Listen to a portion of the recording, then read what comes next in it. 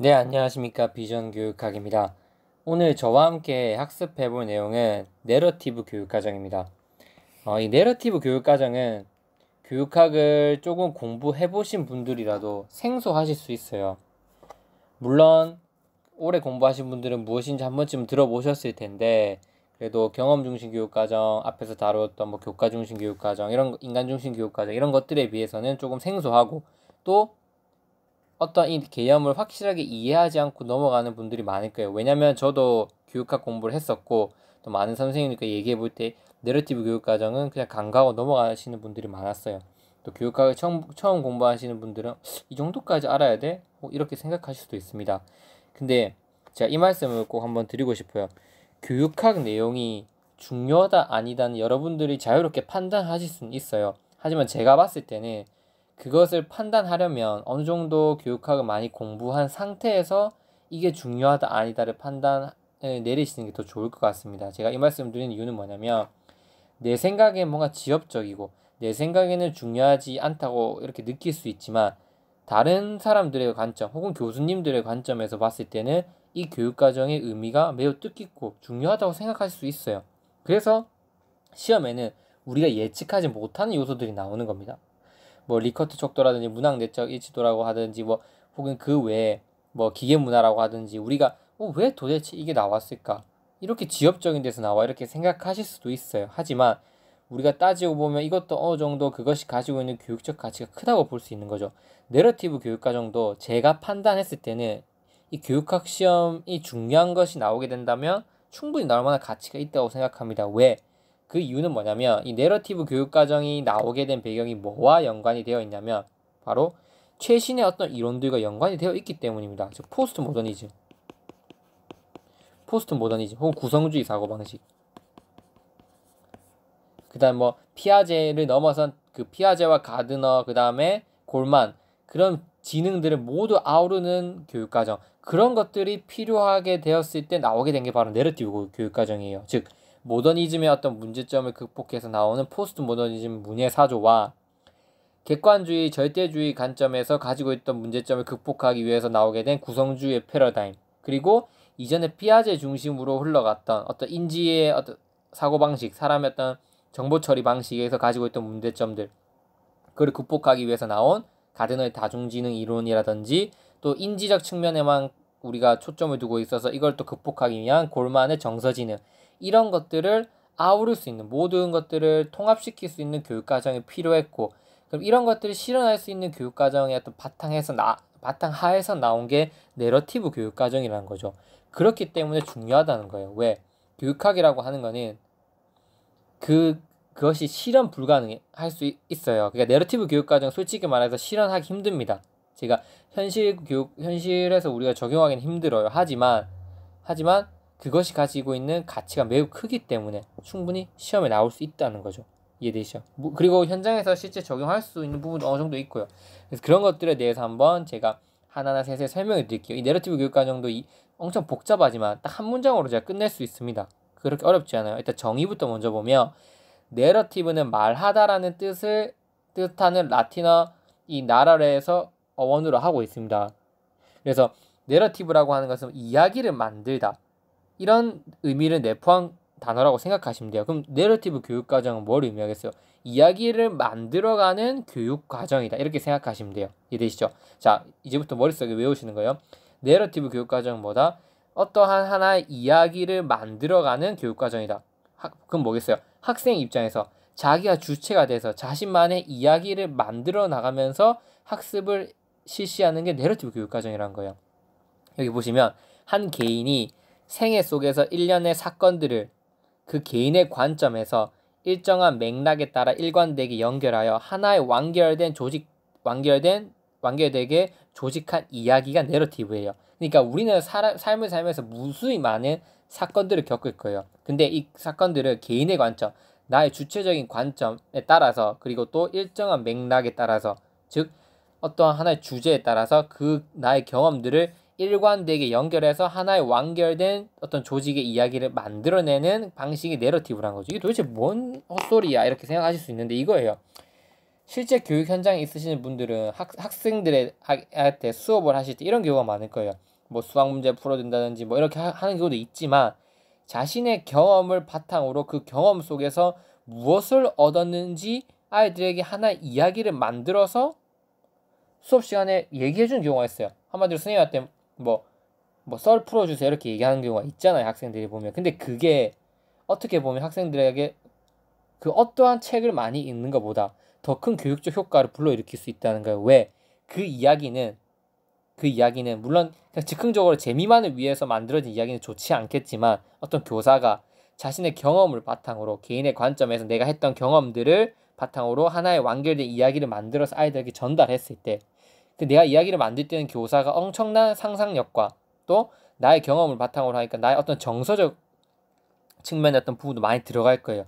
그런 것들을 이야기를 통해서 제공했을 때 아이들은 그 이야기를 읽고 느끼면서 발전하고 교육적으로 성장하게 되는 경우가 있다는 거죠. 그게 바로 그런 방식으로 교육을 진행하자는 게 내러티브 교육과정입니다. 그러면 여러분들이 캐치해내셔야 될 게 뭐냐면 도대체 이 내러티브 교육과정이 어떠한 부분에서 이런 포스트 모더니즘과 혹은 아까 말씀드렸던 구성주의 사고방식과 연관이 돼 있냐 이걸 아셔야 되고 이걸 바탕으로 이 내러티브 교육과정이 교육에 미치는 시사점 이게 시험에 가장 많이 나올 겁니다. 시험에 나올 수 있는 거는 만약에 내러티브 교육과정이 나온다면 솔직히 말해서 무수히 많은 교육과정들보다는 나올 확률은 적겠죠. 왜냐하면 아직 서술형으로 바뀐 지 시험이 이제 5, 6년밖에 되지 않았고 교육과정 부분에서 나와야 될 게 아직도 많이 남아 있습니다. 뭐 아이즈너, 파이너, 애플 많이 남아 있기 때문에 과연 내러티브가 나올까 이렇게 생각할 수도 있어요. 근데 만약에 나온다면 정의를 서술할 수 있는 건 반드시 대비하셔야 됩니다. 제가 눈을 강조하기 때문에 내러티브 교육과정이란 무엇이다. 그 정도만 물어볼 수도 있거든요. 충분히 이해되시죠?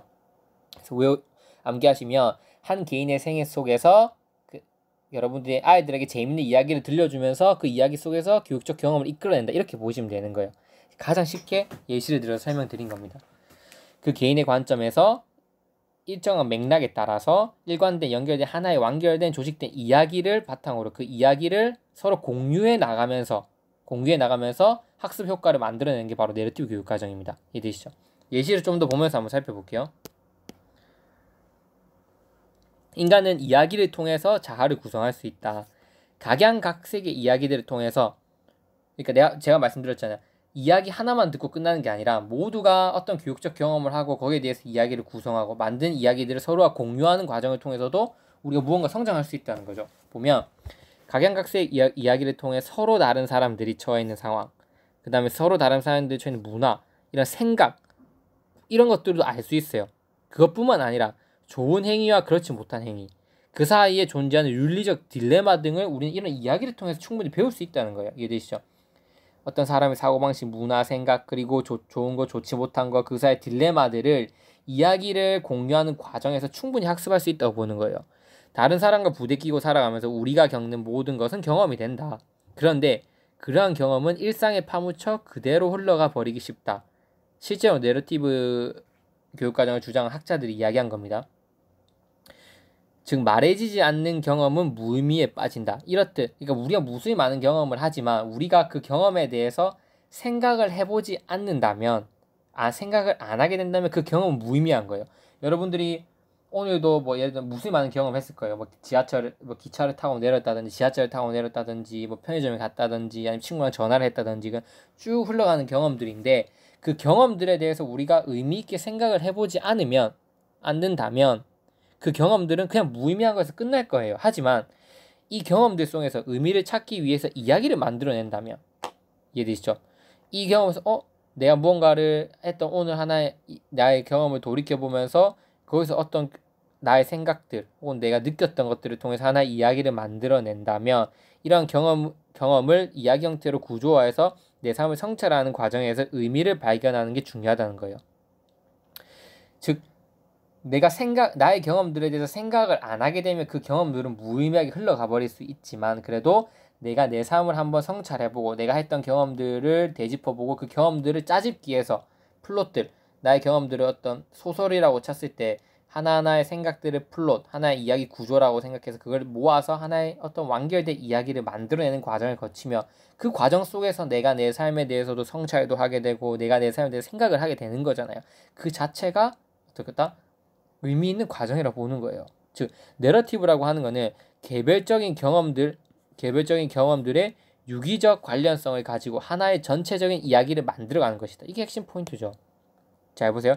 개별적인 경험들 그리고 이런 것들을 유기적 관련성을 가지고 하나의 전체적인 이야기를 만드는 것이다.